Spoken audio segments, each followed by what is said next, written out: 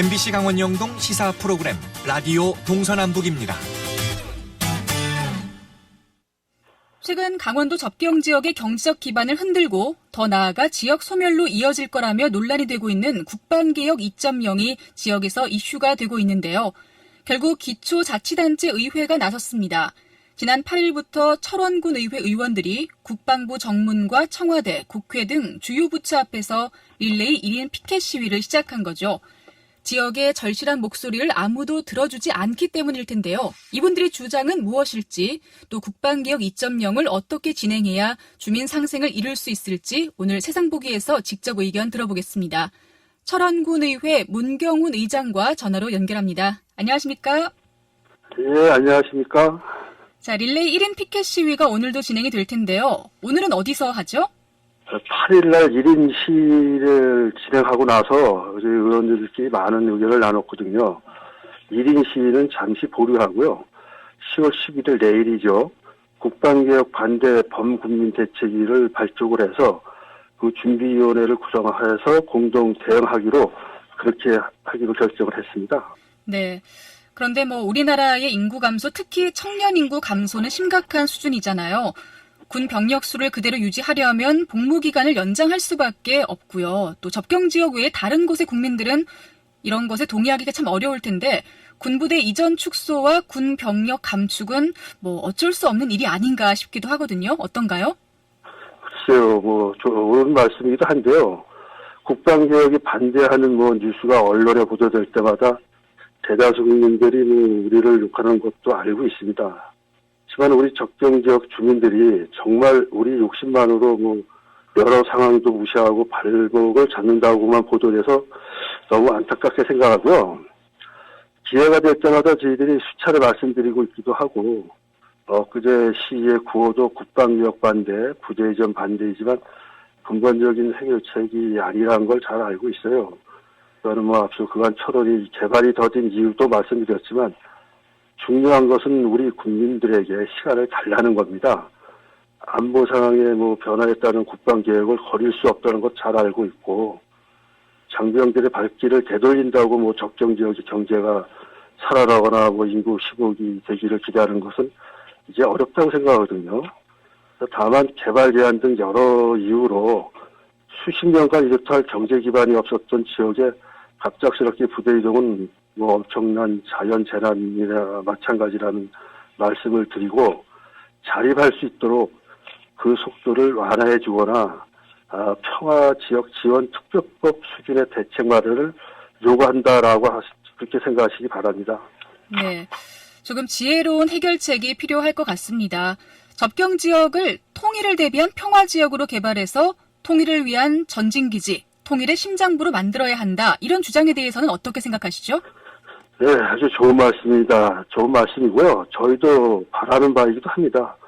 그런데 앞서 말씀드렸습니다만 장병 의존도가 높은 기형적 구조의 우리 평화지역 경제가 정부가 얘기하는 국제적 경제 특군이 통일을 위한 전진기지니 통일 심장군이 그런 장밋빛 미래를 기대하기에는 시간이 너무나 없습니다. 그래서 2022년 국방개혁에 따른 부대 이동이 완료되면 이 평화지역에서만 2만 5천 명의 병력이 감축된다고 해요. 근데 우리 철원은 농업 기반이 커서 그나마 5만 명의 인구선을 유지하고 있지만 인근 화천이나 양구 같은 경우 한 70% 이상이 군인 상권이라 더 피해가 클 것이고 인구도 한 2만 명 아래로 분가될 것이라고 전망이 되거든요.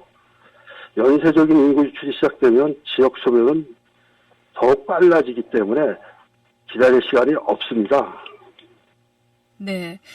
국방부에서도 대안을 제시를 한 걸로 알고 있습니다. 간부의 수를 늘리고 간부들이 가족과 함께 지역에 정착할 수 있도록 돕는 정책을 마련하겠다라고 하는데 그렇게 되면 수는 줄어들지만 오히려 소비력이 더 커지기 때문에 지역 상권의 영향을 최소화할 수 있다라고 하잖아요. 이런 대안에 대해서는 어떻게 생각을 하시나요? 예, 예상되는 병사 감축 규모가 강원도 우리 평화 지역에서만 약 2만 5천 명 정도라고 하거든요. 그에 반해서 늘어나는 간부 수는 한 3,700명 정도라고 해요. 국방부는 간부가 늘어나서 뭐 지역에 큰 피해는 없을 거라고 편한 소리를 하는데 숫자상만 봐도 비교가 안 되지 않습니까? 뭐 간부가 온다라고 해도 대부분 초급 간부인데 늘어나봤자 뭐 미혼자가 많거나 가족 동반도 뭐 적고 또 그만큼 경제에 미치는 영향도 크지 않을 것이라고 생각을 하고요. 또 현재 우리 지역에 있는 군인 아파트 경우만 봐도 주거부터 해결이 되지만 영예 PX라든지 아니면 군의 자체 식당, 뭐 자체 유초까지 있기에 국방부가 행동하는 건 설득력이 없다라고 이렇게 생각이 되고요. 뭐 더욱이 국방부에서 뭐 정확한 병력 감축 규모에 대해서는 확인해주기 어렵다라는 해명만 되풀이하기 때문에 더욱 믿을 수가 없습니다. 네, 그러니까 조금 부정적으로 보고 계신 것 같아요. 네. 그리고 또 군부대가 떠나면 남는 그 유휴부지 활용에 대해서도 논란이 있거든요. 구매 대금에 개발 비용까지 더하면 지자체에서 감당할 수 없는 예산이 필요하다는 얘기인데 군부대 유휴부지 활용 방안에 대해서는 어떻게 생각을 하시죠?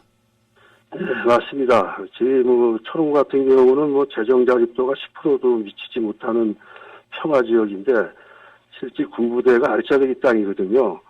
군부대 주둔 부지에 대한 구매 대금과 개발 비용이 가장 큰 문제고 그래서 우리가 조건 없는 무산 양려나 무상 임대 그걸 받을 수 있는 특별법을 제정을 요구도 했어요.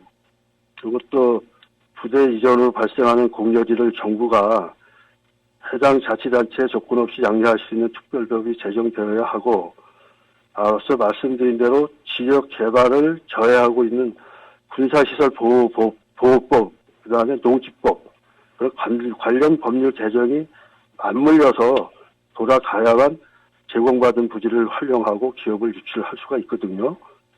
그래서 아울러서 이제 그러기 위해서는 적정 지역에 낙후된 광역 도로망 확충도 무엇보다 시급하다고 생각이 됩니다. 알겠습니다. 자, 국방개혁 2.0과 관련해서 철원군의회 문경훈 의장과 이야기 나눴습니다. 고맙습니다. 네, 감사합니다.